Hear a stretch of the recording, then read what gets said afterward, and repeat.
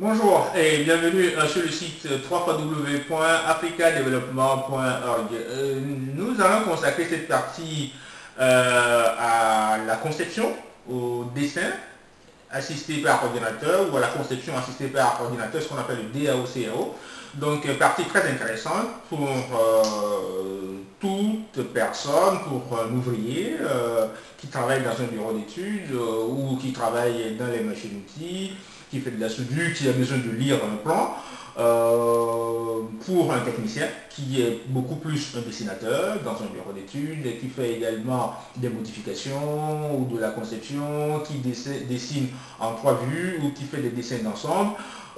Beaucoup plus intéressant pour un ingénieur qui fait un dessin en 2D ou en 3D et qui fait de la modélisation et surtout qui, à partir du volumique, c'est-à-dire un dessin en 3D, au lieu de faire des calculs des éléments finis, va faire un maillage ici et va soumettre donc le modèle à des contraintes différentes et pour déterminer si il faut modifier les dimensionnements. Donc un outil capital, la conception assistée par ordinateur, le dessin assisté par ordinateur, est un élément fondamental, c'est un métier en soi en fait. Et donc il est très important de le maîtriser et de le connaître profondément. L'élément, l'application que nous allons utiliser ici, c'est l'AutoCAD.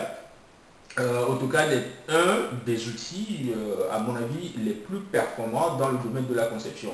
Il y a d'autres outils comme SolidWorks, comme CATIA, plusieurs autres applications existent, mais l'AutoCAD, pour moi, est un outil central à partir duquel, si vous avez une maîtrise en AutoCAD, vous pouvez intégrer, travailler sur d'autres applications assez facilement. La philosophie de l'élaboration de l'application et la philosophie de travail là-dedans est assez intéressant, pas aussi souple.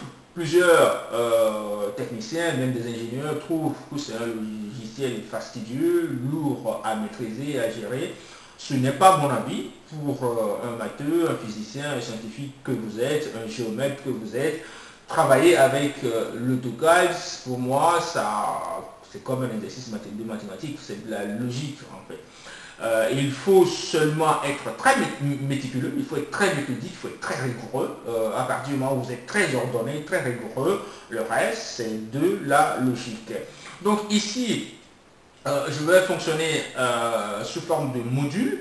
Donc si vous n'avez aucune connaissance en dessin et que vous êtes désireux d'apprendre AutoCAD, vous pouvez vous en sortir facilement. Si vous avez des connaissances de base moyennes ou plus ou moins avancées en dessin, ces applications, ces modules vous permettront également de trouver ce que vous cherchez. En tout état de cause, je vais élaborer ici toute une série de modules qui vous permettront de partir de zéro et de pouvoir évoluer d'abord à partir de la mise en page classique, c'est-à-dire de la disposition de votre feuille. On va partir comme si on avait une feuille de dessin, en fait c'est une feuille virtuelle, donc de la configuration de votre feuille jusqu'à l'impression d'un dessin en 2D, la disposition des vues, l'impression d'un dessin en 2D, en passant par les hachures, les cotations et tout ce que, les coupes, tout ce que vous voulez. Et puis après, on passera à la 3D et on va pouvoir dessiner, modéliser, faire tout ce que vous voulez et puis faire des rendus et on va faire même de l'animation. Disons que c'est un outil, AutoCAD est un outil qui est très très intéressant et très appliqué pour tout le monde dans le domaine de la conception du design pour un électronicien, un électricien, un mécanicien, un électromécanicien, un architecte, un menuisier, même un designer, paysagiste ou architecte d'intérieur, même un graphiste par exemple qui veut faire du logo. Donc je vais vous montrer quelques applications sur ce que vous pouvez faire avec cet outil. Donc nous allons voir les différentes applications qu'on peut traiter avec ce logiciel AutoCAD qui est un logiciel suffisamment puissant. Donc ici, je vous présente en fait un projet qui est en fait un projet d'un réducteur de vitesse que je suis en train de concevoir, que je n'ai pas terminé. Donc on va partir d'un moteur asynchrone. Ce cours vous permettra également de toucher de la construction en gamme de machine et de la mécanique appliquée en général. Donc en fait ici,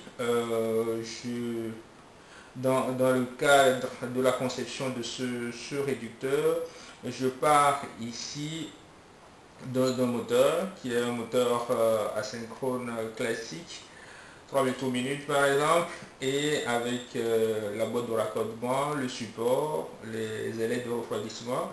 J'ai le bout d'arbre ici et je suis amené donc à déterminer un système de fixation de la poulie motrice que vous voyez ici.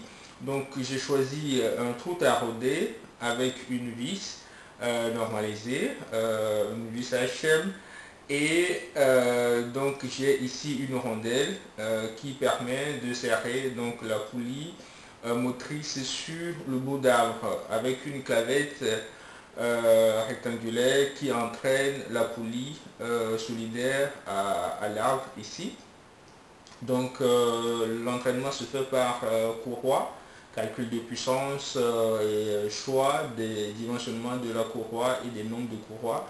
Et ça, c'est des choses que vous allez voir en construction de machine. Donc ici, j'ai donc 3 courroies et j'entraîne ce dispositif. En fait, j'ai une poulie motrice. J'ai choisi le même système de fixation que précédemment.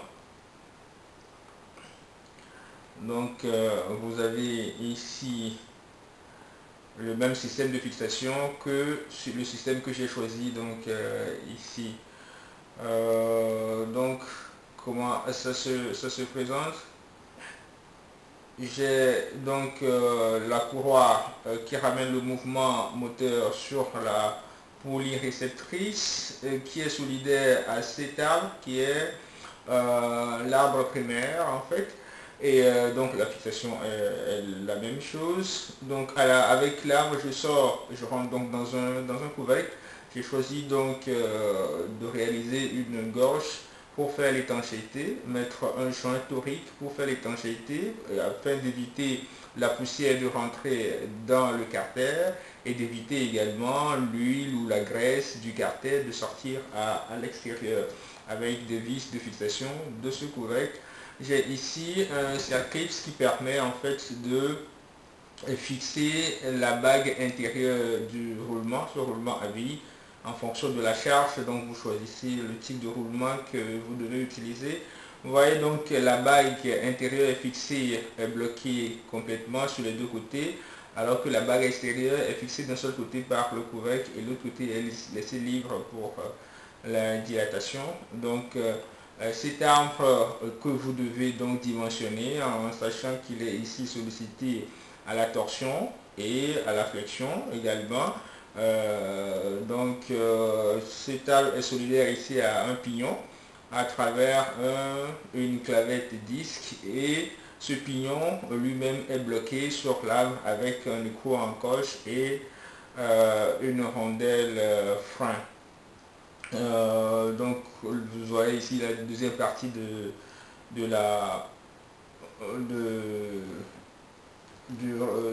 roulement à billes en fait. Et vous voyez bien également le même dispositif de fixation. La bague extérieure est bloquée d'un côté, l'autre côté libre. Là, j'ai choisi un boîtier en fait pour pouvoir préserver le carter. Quand il y a un problème au niveau du roulement, on peut frecter, usiner, retoucher.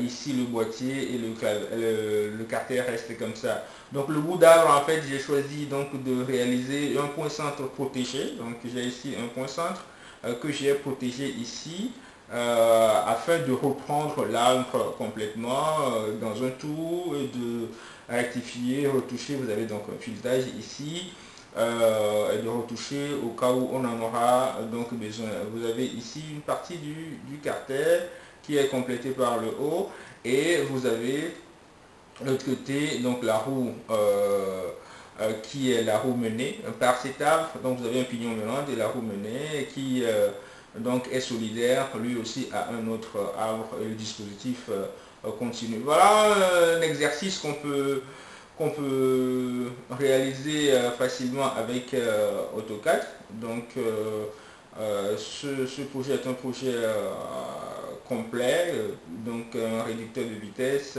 Ici je suis au premier étage, donc j'arrive ici au deuxième étage. Donc vous pouvez continuer à faire ce que vous voulez. Autre chose qu'on peut réaliser avec AutoCAD. Donc ici par exemple vous avez donc également un projet qui n'est pas complété également, que je suis en train de réaliser, un projet plutôt en 3 dimensions, en 3D. Donc il s'agit d'un système de refroidissement d'un transformateur de 500 MVA. Donc le fluide, vous savez, un transformateur d'une telle puissance 500 MVA, le cuivre est soumis à une intensité relativement très élevée, et l'huile de refroidissement qui est donc dans la cuve s'évapore en fait par effet thermosiphon. Et donc l'huile ici est prévue d'être récupérée par une pompe et donc doit passer dans cette tuyauterie qui sera immergée dans de l'eau. L'huile sera donc complètement refroidie et retournera dans le transformateur. Le but c'est d'aspirer en fait toute la calorie du transformateur et la faire dissiper vers l'eau. Donc la tuyauterie ici en 3D dans l'espace, hein, X, Y, Z, est donc disposée sur un support. Pour bien le voir, je fais ici un shade qui vous permet en fait de voir un tout petit peu comment ça se présente. Vous avez donc le support, vous avez donc la tuyauterie en fait qui est une tuyauterie en inox avec les brides que vous avez ici. Chaque fois vous avez des brides aux extrémités afin de faire un raccord. Et voilà un tout petit peu ce que cela donne dans le... Autre chose, un autre programme, une autre application dans 3 dimensions. Donc ici déjà nous sommes dans le domaine de la conception, où vous pouvez faire en dehors, ça c'est en dehors de faire une conception, en dehors de la conception 3 dimensions, vous pouvez faire un maillage et donc soumettre cette tuyauterie à une pression pour voir un tout petit peu, au lieu de faire un calcul et les éléments finis, on va plutôt à l'aide de l'AutoCAD ou d'un autre outil, vous pouvez exporter ce dessin en fait dans un autre logiciel et donc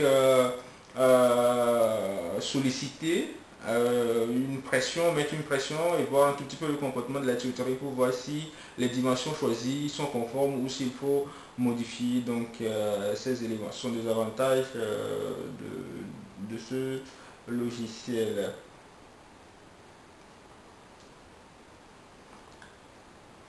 Donc une autre application ici, j'ai quitté donc le domaine de la mécanique, je suis dans le domaine du design ou du graphisme. Ici vous avez donc un logo, donc avec AutoCAD vous pouvez également faire réaliser des logos.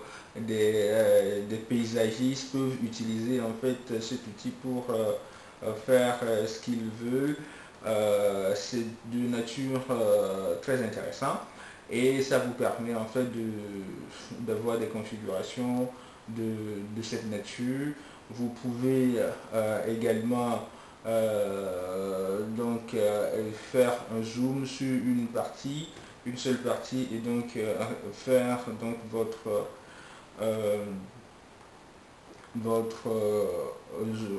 rendu sur la partie qui vous intéresse en fait.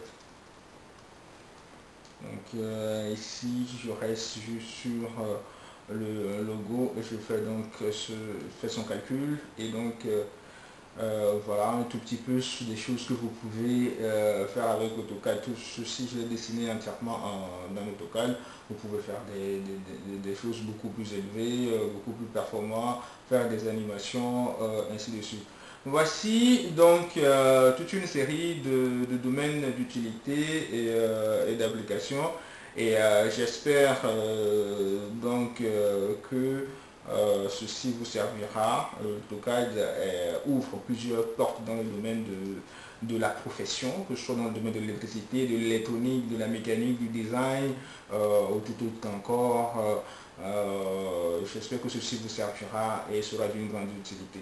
Nous passons par la suite dans les différents modules. Je vous remercie.